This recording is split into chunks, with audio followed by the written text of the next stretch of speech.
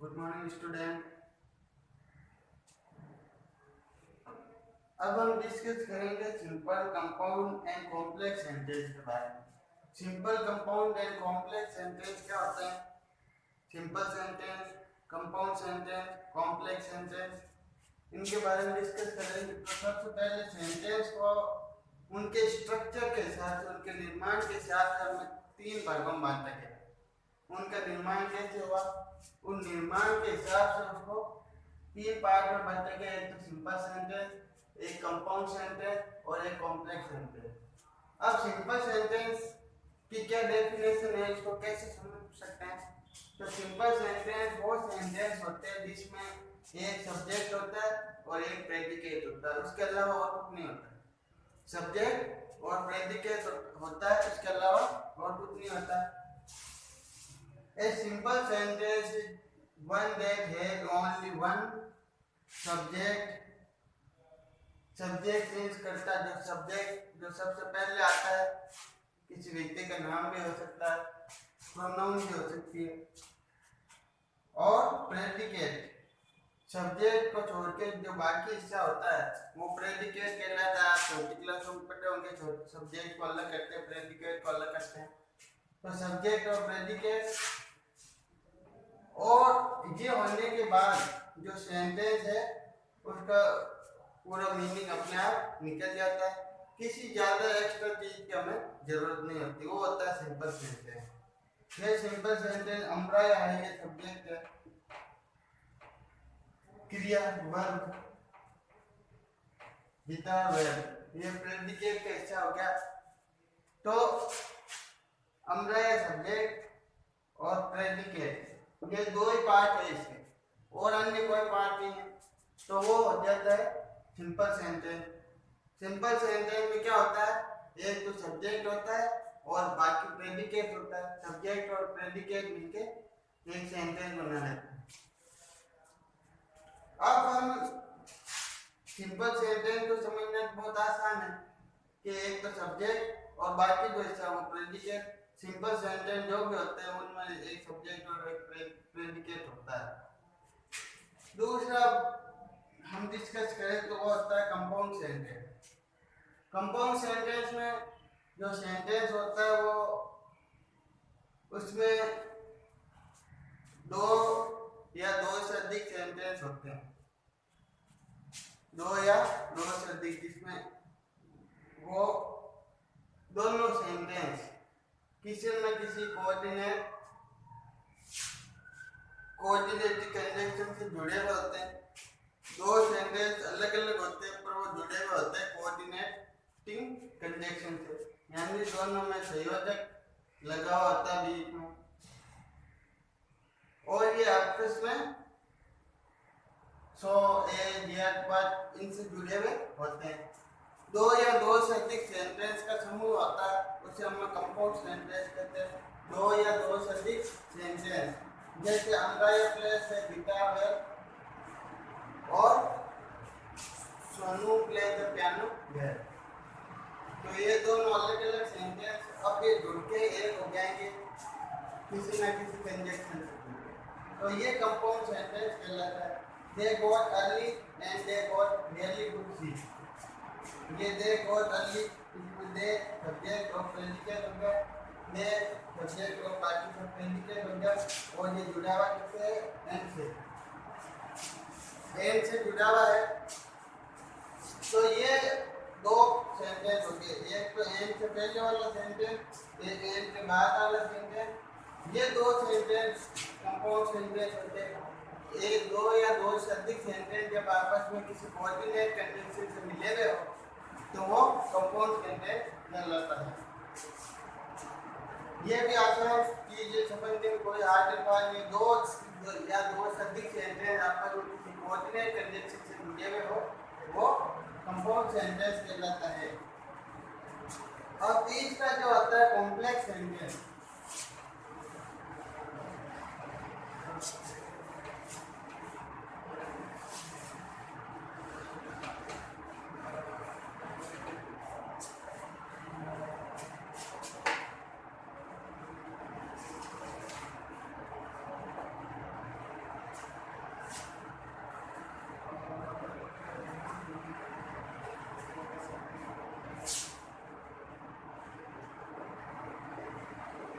Complex sentence.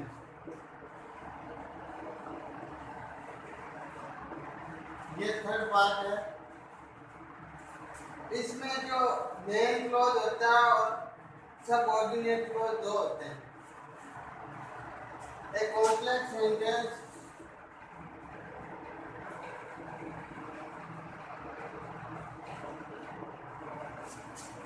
has one main clause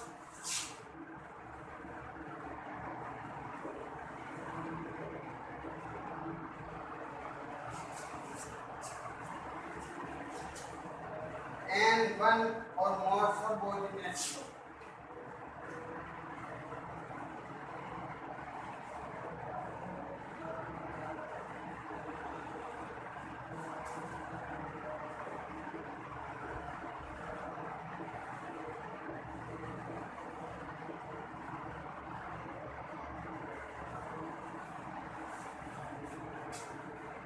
जैसे Ram was overjoyed.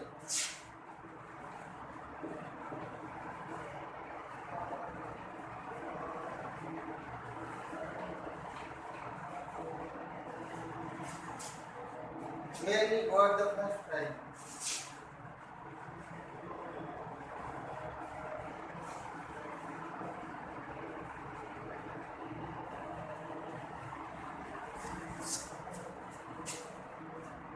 अब इसमें ना तो किसी कोऑर्डिनेट कंजंक्शन से जुड़ा हुआ है ये या एक से अधिक सब मतलब जो क्लोजेज है वो लग जाते हैं कारण लग जाते हैं। यहाँ हमारा जो ये एक सेंटेंस हो गया, ये क्लोज फर्स्ट, ये क्लोज सेकंड। मेन क्लोज जो है वो ये है,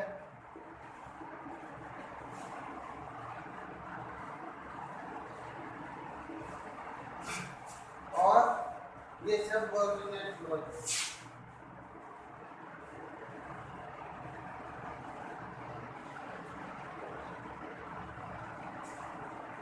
ये दो पार्ट होते हैं और इसमें जो डिफरेंस है थोड़ा, वो डिफरेंस सिर्फ एक चीज का है कि इसमें किसी ना किसी कंजंक्शन से ये जुड़ा हुआ नहीं है, कॉमा से जुड़ा हुआ है। बस ये कॉमा लग जाता है, ये कॉमा से जुड़ा हुआ होता है और ना किसी कंजंक्शन से।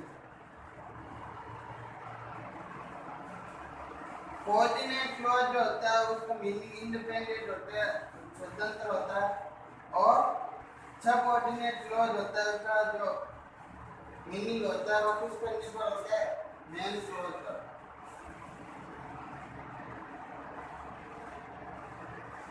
इस प्रकार से ये तीन जो पार्ट है सब्जेक्ट के, जो सेंटेंस है, सिंपल सेंटेंस, कंपाउंड सेंटेंस और कॉम्प्लेक्स सेंटेंस। इसमें एक बार मैं वापस बता देता हूँ। सिंपल सेंटेंस इसमें एक सब्जेक्ट और एक प्रेडिकेट होता है।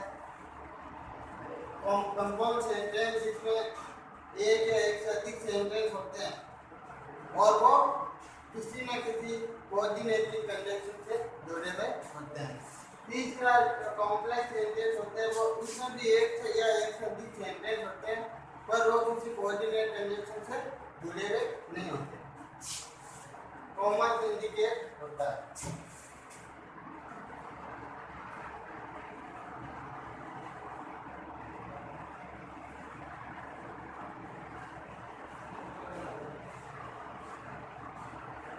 अब आपको सेंटेंस को पहचानना है और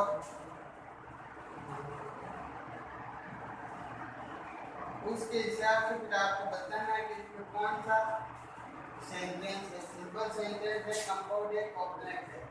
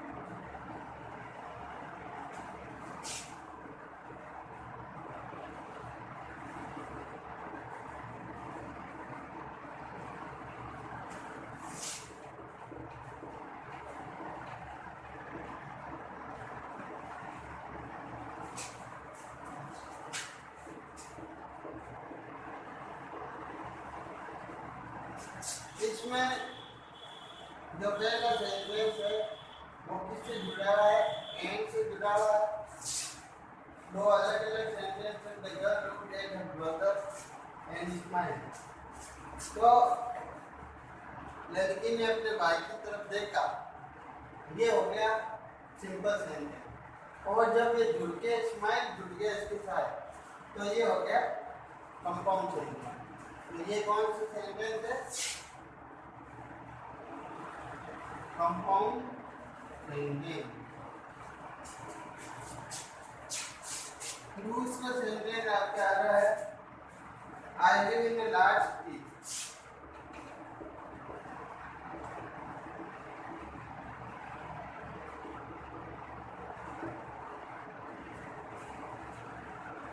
इसमें भी ये तो सीधे दिख रहा है कि सिंपल सेंटेंस है।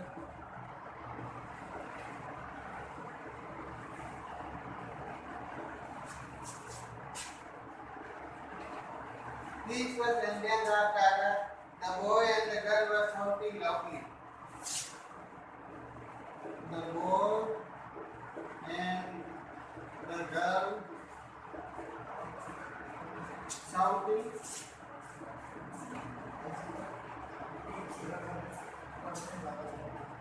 Loudly.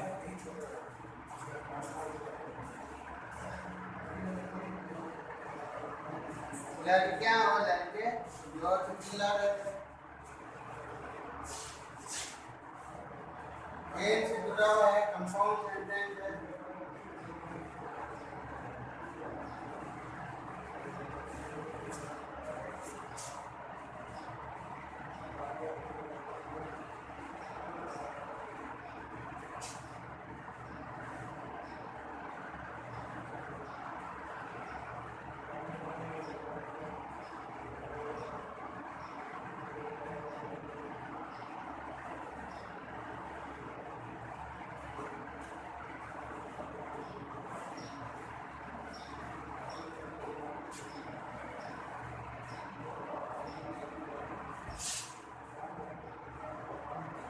The meeting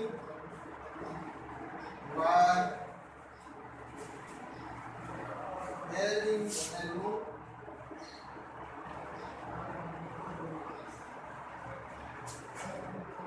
near library.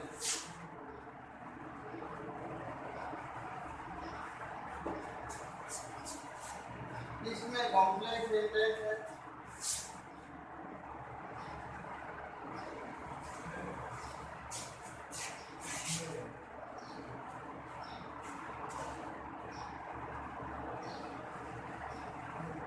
As soon as the bell rang,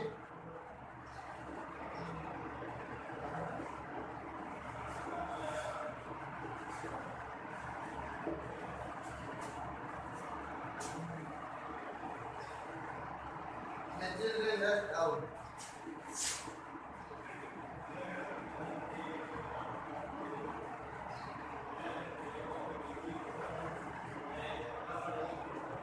Here the complex sentence, comma indication है।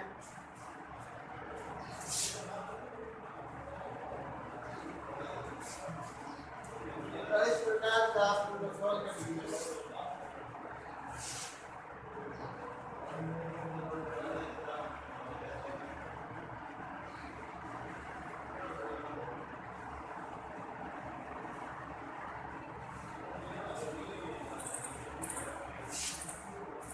एक है कंबाइन द सेंटेंस। इसमें देखो पहला है कम इन एंड गो आउट।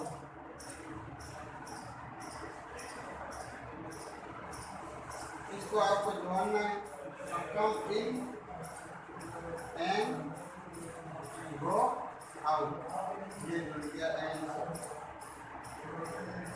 दूसरा है आपके इस बार कॉल है कि ventured out.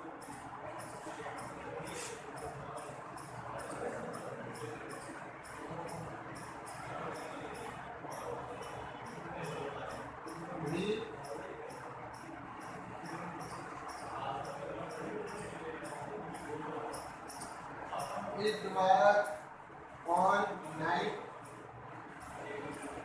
saw, we ventured out.